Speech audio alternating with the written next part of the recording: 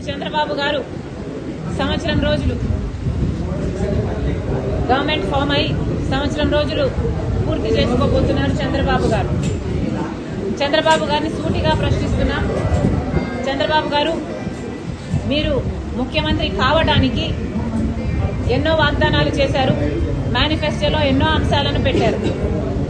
Super 6 మరి ముఖ్యంగా ప్రతి సభలోనూ ఊదరగొట్టారు. సూపర్ సిక్స్ నేను అమలు చేస్తానని ప్రజలందరినీ నమ్మబలికించారు. మరి ఈరోజు సంవత్సరం రోజులు అయిపోయింది. సూపర్ 6 ఏమైంది చంద్రబాబు గారు అని కాంగ్రెస్ పార్టీ ప్రశ్నిస్తుంది. సూపర్ సిక్స్ సూపర్ ఫ్లాపేనా? సూపర్ ఫ్లాపేనా? చంద్రబాబు గారు సమాధానం చెప్పాల్సిన అవసరం ఉంది. సంవత్సరం రోజులు అయిపోయింది. మీరు వాగ్దానాలు చేశారు. సంవత్సరం రోజులు దాటిపోయింది.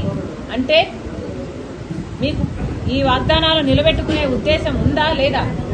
ఏదైనా వాగ్దానాలు చేసి అధికారంలోకి వచ్చిన వెంటనే ఆ వాగ్దానాన్ని నిలబెట్టుకుంటారు అని ప్రజలు అనుకుంటారా?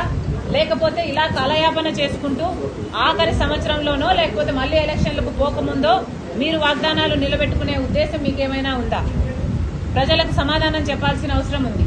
సూపర్ 6లో భాగంగా చంద్రబాబు గారు మరి ముఖ్యంగా రైతులకి ప్రతి ఏడాది 20,000 రూపాయలు ప్రతి రైతుకి ఇస్తానన్నాడు. ఇప్పటికి 54 లక్షల రైతు కుటుంబాలు ఎదురు చూస్తూనే ఉన్నాయి.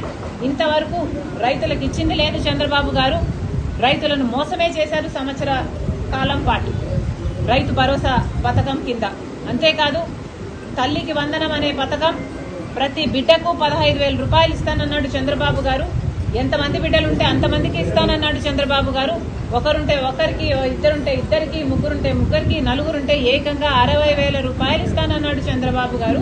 ఇది నేను చెప్తున్న మాట కాదు. చంద్రబాబు గారు ఎన్నికల సమయంలో ఆయన మాట్లాడిన మాటలు ఇవి. మరి నలుగురు బిడ్డలుంటే 60,000 ఇస్తానన్న చంద్రబాబు గారు ఒక్క బిడ్డకైనా కూడా కనీసం ఒక్క బిడ్డ వేసుకున్నా కూడా 84 లక్షల మంది తల్లులు ఎదురు చూస్తున్నారు. ఒక్క బిడ్డకి వేసుకున్నా కుటుంబంలో ఒక్క బిడ్డకి ఇచ్చినా 15,000 రూపాయలు. మరి చంద్రబాబు గారు ఇంతవరకు ఒక్క తల్లికి వందనం పథకం కింద ఒక్కరికి కూడా ఇచ్చింది లేదు.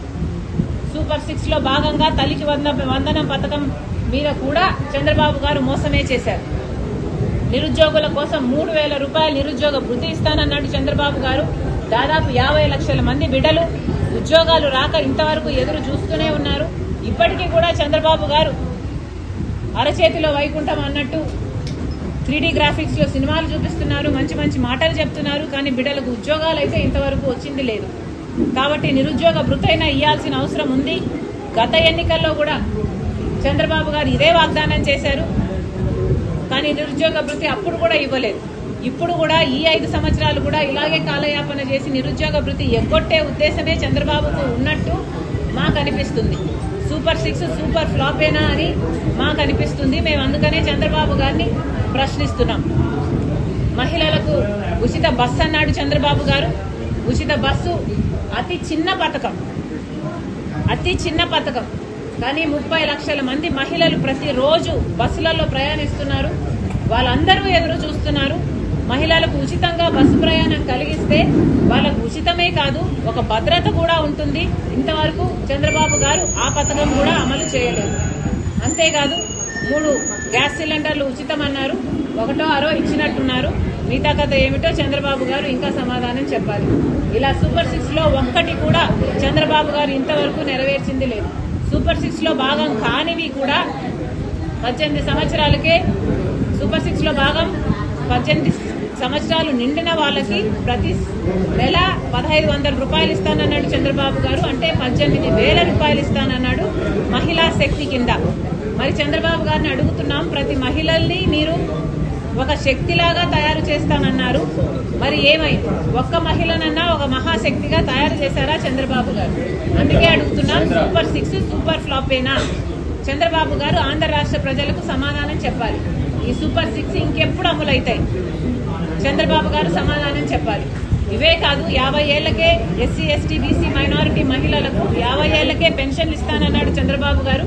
వాటి గురించి మాట్లాడటం లేదు. అధికారం రాకముందు చంద్రబాబు గారు ఎన్నికలప్పుడు కరెంటు ఛార్జీలు మేము పెంచబోము అని చెప్తూ వీలైతే 30% తగ్గిస్తామని చెప్పిన చంద్రబాబు గారు ఇప్పటికే 2 సార్లు కరెంటు ఛార్జీలు బిల్లులు పెంచారు. ఒకసారి 6,000 కోట్ల రూపాయలు, ఇంకోసారి 11,000 కోట్ల రూపాయలు, మొత్తానికి 17,000 కోట్ల రూపాయలని జనం నెత్తిన చంద్రబాబు గారు మోపడం జరిగింది. అంతకుముందు జగన్మోహన్ రెడ్డి గారు 32,000 కోట్ల రూపాయలు 5 సంవత్సరాలలో కరెంటు బిల్లుల మీద అదనంగా ఛార్జీల కింద వసూలు చేస్తే చంద్రబాబు గారు 1 సంవత్సరంలోనే 17,000 కోట్ల రూపాయలు జనాల నెత్తిన మోపడం జరిగింది. మరి ఇది భావ్యమేనా అని అడుగుతున్నాం చంద్రబాబు గారికి. ఒకసారి ఆలోచన చేసుకోవాలి, పరిశీలన చేసుకోవాలి. ప్రజలు ఎదురు చూస్తున్నారు. సూపర్ 6 సూపర్ ఫ్లాపేనా అని ప్రతిపక్షాలు అడుగుతున్నాయి. చంద్రబాబు గారు సమాధానం చెప్పాల్సిన అవసరం ఉంది.